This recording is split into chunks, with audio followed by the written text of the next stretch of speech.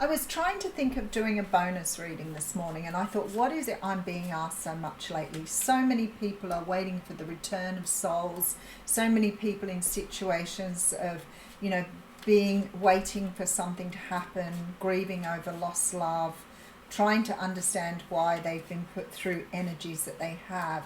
Everybody trying to grasp what's going on in the universe at the moment in regards to that Six of Wands coming through.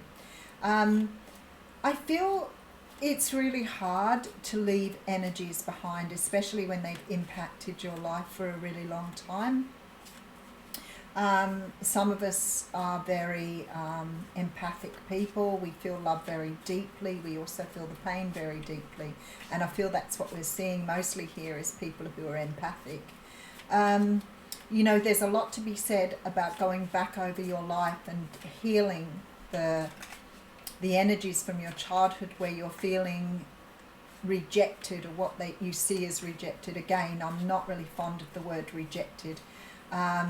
It's more about somebody may have chosen to move on and may not have chosen you, which is heartbreaking, but it may be there to teach you something that you need to understand. We can blame people. I hear people all the time, people who are experts in their field, saying things like, people are cruel, they do nasty things to you, it's unforgivable, move on, get over it. And that is really, really simple to say, but a lot more difficult for most people to do. I feel like for many of us, our struggles throughout life, finding the type or the kind of love that we want in our lives is very difficult because of some of the ways we have learned and some of the ways we've been taught draw us towards people who really maybe don't have our best interests at heart. One wonders in a lifetime how many times you can have your heart broken and still move on. But if you keep choosing the people who are going to break your heart, are you in fact self-sabotaging yourself? For other people, I feel like, the energy of being able to leave somebody behind and move on comes because they can get angry and they can get really dissatisfied and really able to feel the pain and direct it at the other person, which lets them move on, but then they create something again because they haven't healed from the last experience. But it would be so much easier if you could be in that energy, because I feel like sometimes if you could feel the anger and the pain and direct it at somebody else, then it would be so much easier to just blame them and just move on. But that's easier said than done. Some people can do it. Do they move on to really healthy relationships? I'm not sure they do, because they haven't healed that very part of them that's been shown to them. But also a lot of people see it as some sort of romantic thing. So they tend to be caught up in the romance of it all rather than the realism of what it's all about.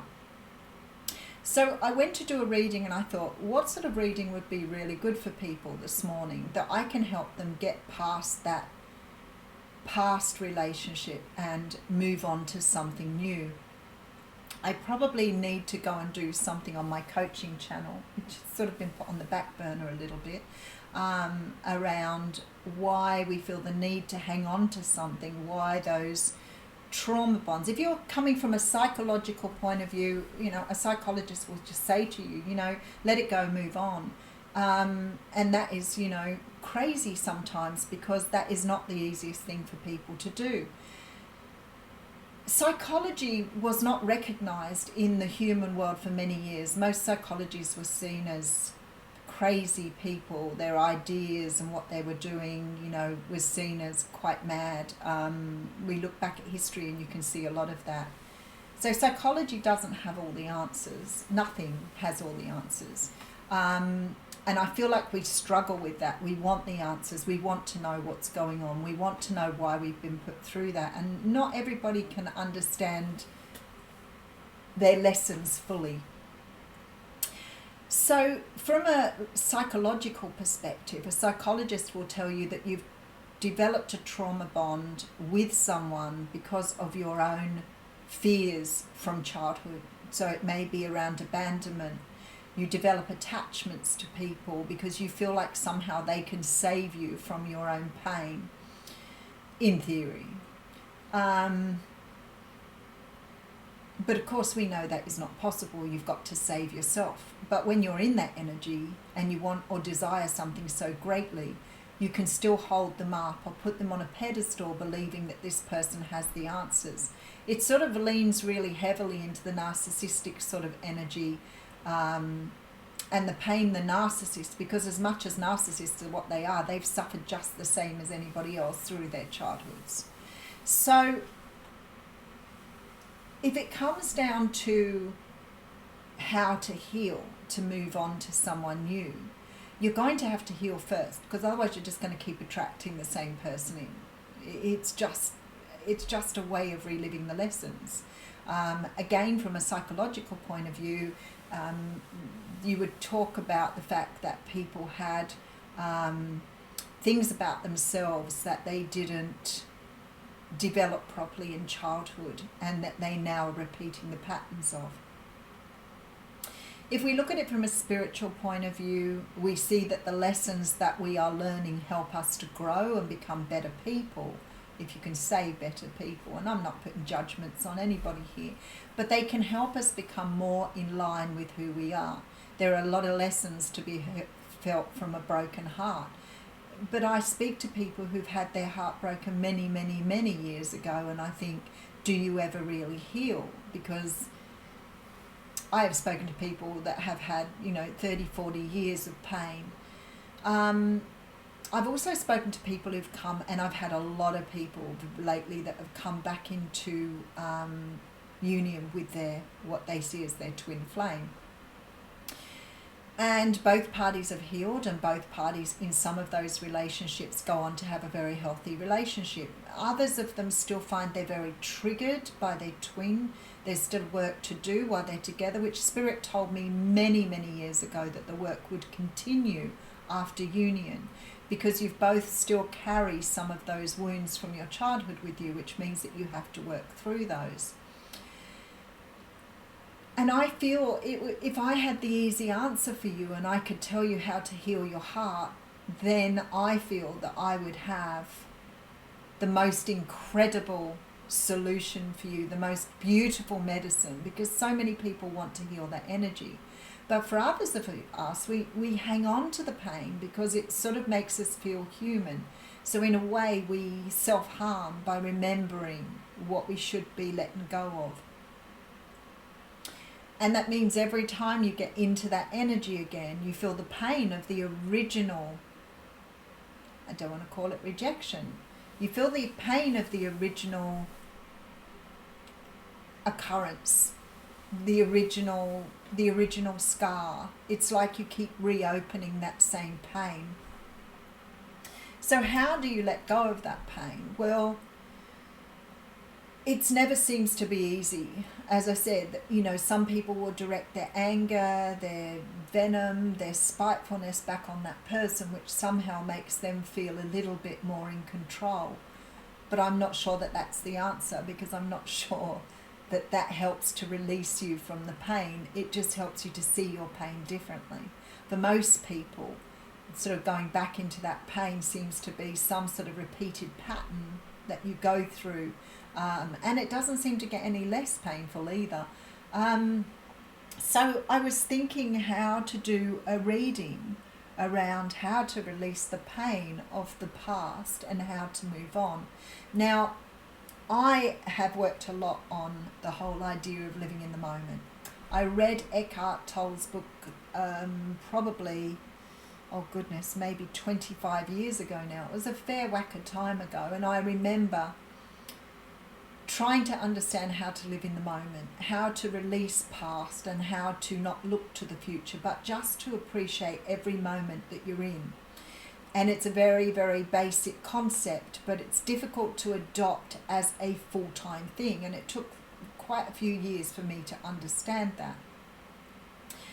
To be fully present in the moment is very rewarding, but it's trying to understand how to keep yourself there. So you go backwards and forwards all the time. You end up in your head overthinking. You end up sort of running down the road, working out what's happening in the future, but you don't stay true to where you are. So it takes practice. Meditation is really, really good for that, because when you're meditating, even though your mind wanders off, you keep bringing it back to where you are. So it helps you to stay focused on the present moment. And that is probably the first step in healing the energy that you're feeling. But the biggest step I have learned along the way is I now ask people, when they say to me, I don't want to be in this energy anymore, I need to let this person go, how do I do that? I ask them, do you want to? Because that is the biggest place to be. That is where you need to be. Because I feel like a lot of people don't want to, because somehow or another it gives them some sense of who they are. That pain you keep repeating is because you need to feel, and somehow you've forgotten how to feel those emotions. So you keep reminding yourself, because it makes you feel somewhat alive. Even if it's sad, even if it's depressing, even if it does make you angry, you feel alive when you're feeling it. So trying to understand how to do a reading to help you with that is really difficult. I have so many people who write to me and say, you know, it's been a year, it's been 2 years, 5 years, 25 years, and I still feel the same way about this person. I've never let them go. They've had so much impact on me. And I feel like for many of you, you need to understand that that person may have moved on with their life. They may be doing something completely different. They may have, you know, got married, had children. And I feel like for most of them, you made some sort of impact on their life where they're still thinking back at you. But some of those people will not return because they are so focused on their own lives. They haven't been able to let go of the ego. They haven't been able to let go of the things that kept them trapped in the first place. So many of the people that I'm talking about are really unhappy in their own skin, unhappy in their own existence, but they don't see how to relate or change how they're feeling by changing what they know about themselves. So they choose to live in their own pain because it too represents for them that feeling of life, of being who they are, of reminding themselves of their own pain. So it sort of makes us realize as human beings that we tend to feel more relatable to the pain than what we do to the love, which is pretty crazy, really. Why is it that we feel more comfortable in that pain body than what we do in the body of loving ourselves? And that's where it all begins. It all begins right there. So if you are choosing to let go of someone, if you really want to let go of someone, the things that you need to do are, number one, you need to understand how to love yourself.